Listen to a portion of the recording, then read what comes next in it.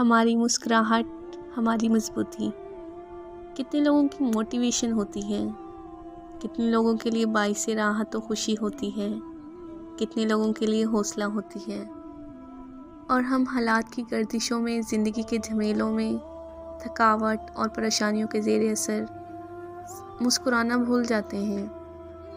اللہ جب آپ کو لوگوں کے لیے ایک ٹرینڈ سیٹر بناتے ہیں، جب دوسروں کے لیے ایک رہنما بناتے ہیں نا، تو آپ کی ذمہ داری پھر کئی گنا بڑھ جاتی ہے۔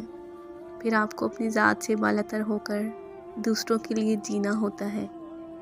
اپنے لیے تو ہر کوئی جیتا ہے، کمال تو یہ ہے کہ اپنی ذات کو پس پش ڈال کر دوسروں کو نفع دینے کے لیے جیا جائے۔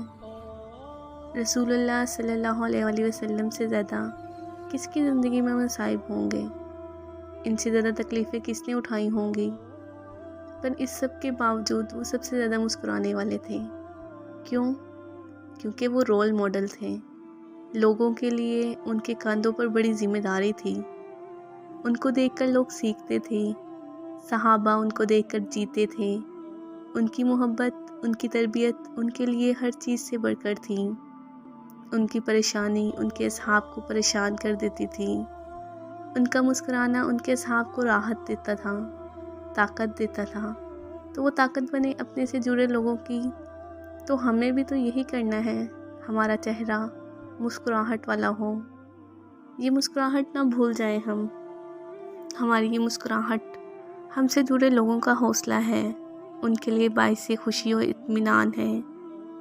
یہی مسکراہٹ تو ہماری طرف سے دوسروں پر صدقہ ہے کہ دل کا حال جو بھی ہے چہرہ سپاٹ نہ پڑے۔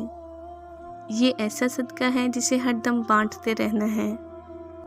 اللہ تعالی ہم سب کو توفیق دے، آمین۔